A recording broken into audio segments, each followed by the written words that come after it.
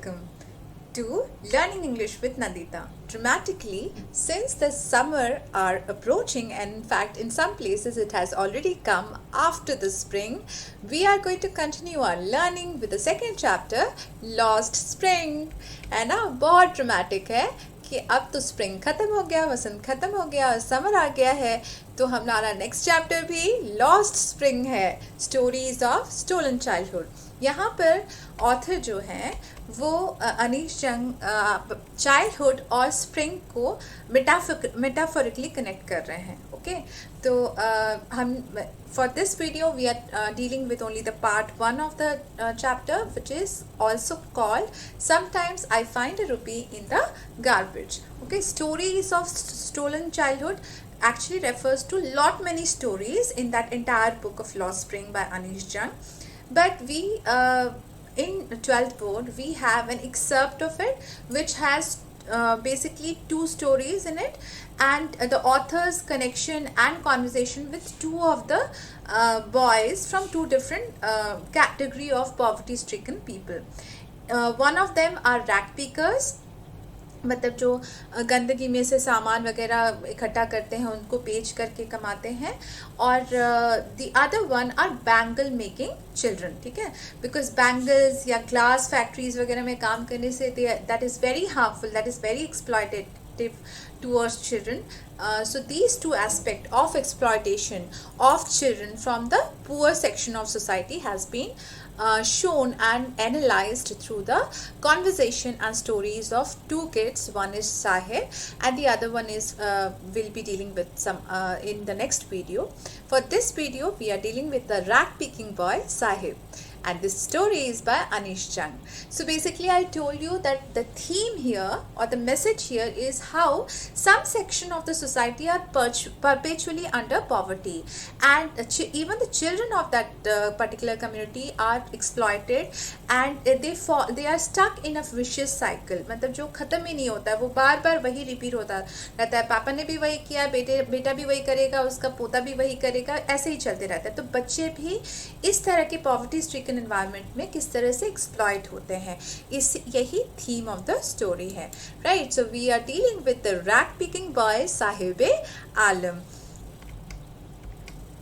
Now let's talk about the author. Author is from Rourkela, Anish Jung, and her both the parents were also authors. ठीक है, तो अनीश जंग जो है वो राउरकेला में जन्मी हुई है। उन्होंने अपना चाइल्डहुड एंड एडोलेसेंस मतलब टीनेज जो है, चाइल्डहुड तो उड़ीसा में राउरकेला में बिताया, लेकिन एडोलेसेंस से वो हैदराबाद में रही, और इसलिए हैदराबाद में ही उनकी पढ़ाई हुई। बाद में यूएसए में भी वो पढ़ी हैं, और वो एक बहुत ही प्रोमिनेंट एडिटर एंड कॉलमनिस्ट हैं, नॉट सिर्फ इंडिया की बल्कि of abroad as well, right. And she has authored many books, several books. Out of them, Lost Spring, Stories of Stolen Childhood is one, of course, very prominent one. Other than that, she has also written books such as When a Place Becomes a Person in 1977, or The Song of India in 1990. In all such stories, she talks about some societal problem, but then she doesn't give any solution. ठीक है, तो इनके सारे जो books हैं, lost spring, stories of stolen childhood हो गया, या when a place becomes a person, और द सॉन्ग ऑफ इंडिया हो गए, ये सारे जो हैं they are very noted novels of Anish Jung, and they have lively picturization, very vivid description of situations and people and characterization, but in which many problems are focused upon, but no solution is provided. कोई भी इसका solution क्या होगा, ऐसा होता है society में, वैसा होता है, ये सब तो वो बताती है, लेकिन solution के बारे में वो कुछ नहीं बताती. This one is no different. However, in this story of Sahib, she is analyzing a grinding poverty, मतलब जो आपको पिसा देता है ना, एंड झकझोर देता है, and how such tradition actually condemns the poor section of the people and their children as well. And ironically, this central character is called Sahib-e-Alam, मतलब he is the lord of the universe, master of the world, but उसे इस बारे में कुछ भी पता नहीं है. So let's talk about the main character or the protagonist, Sahib. Sahib is the main character of the story. He is a rag picking boy who is extremely poor yet is mostly joyful and active. Despite being poverty-stricken, Sahib likes to search possibilities inside the rags as well, and likes to play and have fun with his picking company, and he's always hopeful as well as sensitive towards life. Ironically, I have told you his full name is Sahib-e-Alam, or Master of the World. This story actually shows a transformation inside Sahib. From being a carefree attitude, he develops an attitude of duty. And this talks about the loss of childhood of people like Sahib, or children like Sahib, and their plight under the poverty-stricken society, and how their existence is sad and miserable. Lost childhood, I have already told you, is metaphorically referring to the lost spring. मतलब childhood और spring को equate किया गया है metaphorically. Alright? Now let's move on to the conflict. The major conflict here is between the poor kids and the system, and even the onlookers like the author are part of a system who promises lot of things to the poor people, but they are never fulfilled. Okay, so mainly the system versus the poor kids, right? That is the conflict. How this journey begins? This journey begins when the author is looking around, and in her neighborhood she finds this rag picking boy called Sahib. So let's start the chapter by getting into the summary of the chapter. Basically, it is describing the poor condition of the children. These children are those who don't enjoy their childhood because of the prevailing socio-economic condition in the world.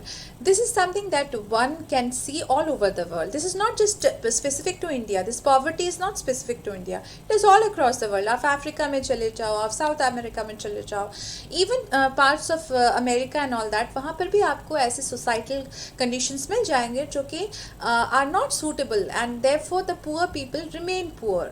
They are in that vicious cycle.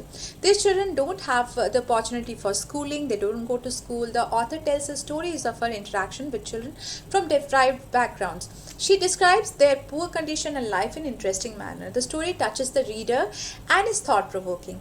वो इन बच्चों के बारे में इतने अच्छे से describe कर रही हैं, और कैसे वो स्कूल नहीं जा पाते हैं, कैसे उनका बैकग्राउंड जो है वो कितना पुअर है, ये हमें छू लेता है, हम रीडर्स को छू लेता है. The author described two of her encounters. दो बच्चों के बारे में बताती है, वो तो मैंने बताया है. Through them she wants to highlight the plight of street children forced into labor early in life and are denied the opportunity of schooling. Also, she brings out the callousness of society and the political class towards the sufferings of the poor.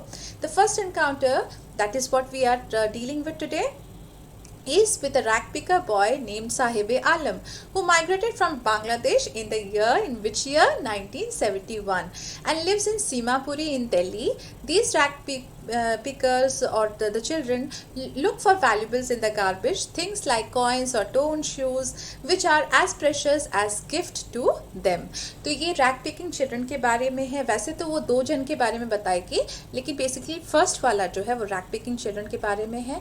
साहिब-ए-आलम या उसके जैसे लोग जो है बांग्लादेश से 1971 में आ गए हैं और अब दिल्ली में सीमापुरी में बस गए हैं. लेकिन इनका जो ये प्लाइट है, इनका जो ये प्रॉब्लम है, वो किस लिए है? क्योंकि पॉलिटिकल क्लास उनके बारे में नहीं सोचती है. पुलिस, मिडिल मैन उनके साथ बदतमीजी करते हैं और उनको आगे बढ़ने का मौका नहीं मिल पाता है. Right? They live deplorably, but rag picking is all that these Bangladeshi migrants without I-card can survive upon. And as they fear police and middlemen, later on, however, Sahib starts working in a tea stall. ठीक है, तो rag picking ही इन लोग कर सकते हैं क्योंकि इनके पास I cards नहीं है, बांग्लादेशी हैं इन लोग.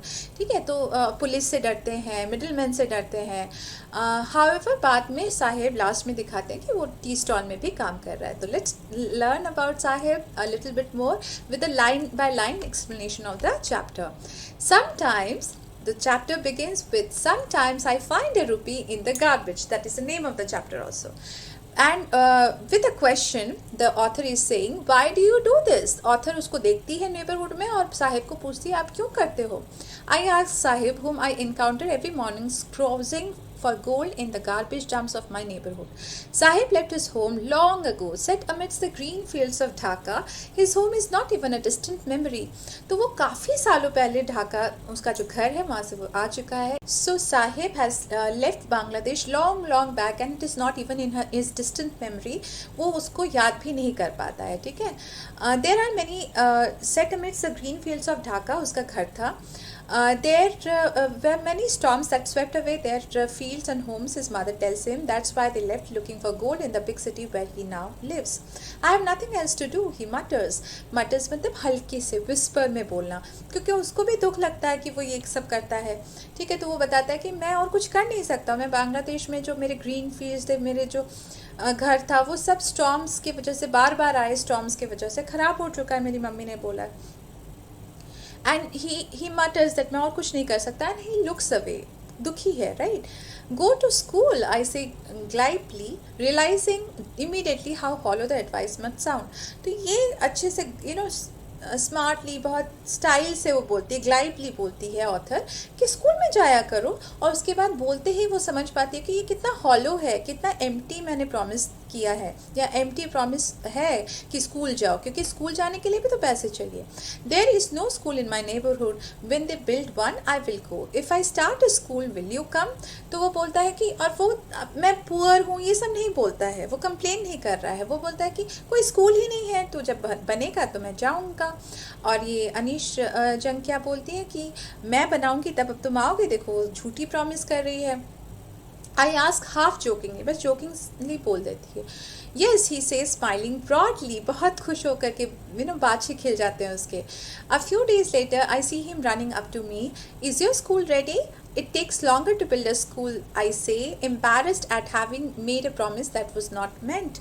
तो embarrassed मतलब शर्म आ गई उसको. जब कुछ दिनों के बाद साहिब उसके पास दौड़ते हुए आता है कि स्कूल बन गया क्या, मैं आऊँ, तो वो बोलती है कि इतना टाइम नहीं, इतने टाइम में स्कूल नहीं बनता. लेकिन एक्चुअली वो जानती है कि वो झूठ बोल रही थी. Promises like mine abound in every corner of his bleak world. तो उसके या उसके जैसे लोगों के bleak world, ब्लीक मतलब डार्क वर्ल्ड में इस तरह के प्रॉमिसेस भरे हुए हैं, अबाउंड हैं. ठीक है. So this are rag picking boys, right? And they political people, politicians, even the middleman, even others do lot of promises which are not meant to be kept. ठीक है. एंड जो author है वो भी बहुत दुखी हो जाती है कि उसने इस तरह का झूठा प्रॉमिस कर दिया था. After months of knowing him I ask him his name. Sahib Alam, he announces. He does not know what it means. If he new it's meaning, Lord of the universe, he would have hard time believing it. Unaware of what his name represents, he roams the street with his friends, an army of barefoot boys who appear like the morning birds and disappear at नून. यहाँ पे फिर से एक metaphor use किया है, birds के साथ इन rag picking boys को कंपेयर किया है. और कहा है कि जैसे बर्ड सुबह सुबह निकल जाती हैं, इन लोग भी सुबह सुबह आ जाते हैं, और ठीक दोपहर होते होते इन लोग भी गायब हो जाते हैं, जैसे बर्ड शाम को गायब हो जाती है. और ये भी पता है कि साहिब आलम मतलब लॉर्ड ऑफ द यूनिवर्स उसका नाम है, कि उसको पता नहीं है. और फिर भी वो बहुत मस्ती से पूरी जगह घूमता है अपने बेयर फुटेड क्लैड बॉयज़ के साथ. उसके सारे रैग पिकिंग जो क्लैन है वो सारे बेयर फुटेड होते हैं, खाली पैर में घूमते रहते हैं. Over the months, I have come to recognize each of them. Why aren't you wearing chappals? I ask one. My mother did not bring them down from the shelf, he answers simply. Even if she did, he will tow them off, adds another who is wearing shoes that do not match. When I comment on it, he shuffles his feet and says nothing. I want shoes, says a third boy, who has never owned a pair all his life. Traveling across the country, I have seen children walking barefoot. In cities, on village roads, it is not lack of money, but a tradition to stay barefoot, is one explanation. तो काफ़ी महीनों तक वो इन लोगों से मिलती है, बातें करती है, और आज वो उनके नाम भी जानती है. तो उनमें से एक को पूछती तुमने चप्पल क्यों नहीं पहना है, तो वो बोलता है कि मेरी मम्मी ने शेल्फ से निकाला ही नहीं. मतलब इन लोग कंप्लेन भी इस तरह का बनाते हैं जिसमें कि वो अपनी पॉवर्टी को ना दिखाएं. है ना। तो फिर और एक लड़का जो कहीं किसी से जुगाड़ करके उल्टा सीधा उसने जूते पहने हुए थे, वो बोलता है अरे ये तो ऐसे ही बोल रहा है, इसकी मम्मी निकालेगी तो भी वो फेंक देगा। तो फिर उसको पॉइंट करके अनीश जंग पूछती है कि तुमने ऐसे वाले शूज़ क्यों पहने। तो अपने पैरों को शफल करने लगता है, मतलब इधर उधर करने लगता है, क्योंकि शर्मा जाता है और कुछ नहीं बोलता है। तो तीसरा वाला बोलता है कि मुझे शूज़ चाहिए, क्योंकि उसने कभी शूज़ नहीं पहने हैं, ठीक है। तो वो सोचती है कि इस तरह के लोग भी हैं, और मैंने ऐसे विलेजेस में भी देखा है, मैंने सिटीज़ में भी देखा है। और एक एक्सप्लेनेशन लोग ये दे देते हैं कि स्टेइंग बेयर फुट, मतलब खाली पैदल चलना जो है और खाली पैर में रहना, ये ट्रेडिशन है, ऐसे ही फॉलो करना चाहिए, ठीक है। I wonder if this is only an excuse to explain away a perpetual state of poverty. Perpetual मतलब पॉवर्टी जो हमेशा रहेगा, परपेचुअल हमेशा। I remember a story, a man from Udupi, Udupi Kerala में है। उडुपी से एक आदमी को मैं जानती थी, उसका एक स्टोरी मुझे याद आ गया। Once told me as a young boy he would go to school past an old temple where his father was a priest. एक टेम्पल के पास से वो गुजरता था हर रोज़, और वो टेम्पल में ही उसके पापा पुजारी हुआ करते थे। और वहाँ पर वो खड़े होकर के he would stop briefly at the temple, briefly मतलब शॉर्टली, थोड़ी देर के लिए, and pray for a pair of shoes. 30 years later I visited his town and the temple, which was now drowned in an desolation. In the backyard where lived the new priest. तो ये लड़का जो है temple के priest का ही बेटा था, और टेम्पल के सामने हर रोज़ जूते की मांग करता था। आज 30 साल के बाद जब मैं इस विलेज में गई, जो कि डेसोलेट हो गया, टेम्पल एक डेसोलेट जगह पर, मतलब लोनली जगह पर के आइसोलेटेड जगह पर हो गया है, और एक नए प्रीस्ट से मैं वहाँ पर मिली। There were red and white plastic chappals, वहाँ पे प्लास्टिक चप्पल्स देख गए मुझे। A young boy dressed in a grey uniform wearing socks and shoes arrived panting and threw his school bag on a folding bed. Painting मतलब हाफते हुए एक लड़का आता है, उसने ड्रेस पहन रखा है, यूनिफॉर्म, उसके शूज़ हैं, उसके शॉक्स हैं। Looking at the boy, I remember the prayer another boy had made to the goddess when he had finally got a pair of shoes. Let me never lose them. The goddess had granted his prayer. Granted मतलब accept कर लिया था उस prayer को। तो ये वही आदमी के बारे में बात करिए जो 30 साल पहले एक पुजारी का लड़का था। उसको पहले तो जूते नहीं मिले थे, लेकिन जब उसको मिला और उसने कहा कि अब मुझे ये मतलब जूते कभी मेरे से खोने नहीं चाहिए, तो वैसा ही होता है, क्योंकि वो पढ़ लिख चुका है, वो थोड़ा आगे बढ़ चुका है। और आज का जो पुजारी है, पुजारी का क्लास है, वो उस पॉवर्टी के बेल्ट से थोड़ा सा आगे आ गया, क्योंकि आज के पुजारी के बच्चे के पास पढ़ाई के लिए भी पैसे हैं, जूते और यूनिफॉर्म के लिए भी बच्चे हैं। Young boys like the son of the priest now wore shoes, but many others like the rag pickers in my neighborhood remained shoeless. My acquaintance with the barefoot rag pickers leads me to the Simapuri, a place on the periphery. Periphery मतलब outskirts, एकदम edge पे of Delhi, yet miles away from it metaphorically. तो priest के बच्चों के पास तो आज है, लेकिन रैग पिकर्स के बच्चे अभी भी स्ट्रीट्स में घूम रहे हैं, बेयर फुट घूम रहे हैं। और इनको देखते देखते ही मैं सीमापुरी को पहचानने लगी, जो कि पेरीफेरी में ही है, दिल्ली के पास ही लगा हुआ जगह है, लेकिन दिल्ली से काफ़ी माइल्स दूर है मेटाफोरिकली, क्योंकि दिल्ली जैसे हालात नहीं है यहाँ पर। Those who live here are squatters who came from Bangladesh back in 1971. Squatters मतलब जो कि माइग्रेट करके इधर उधर आ जाते हैं, ठीक है।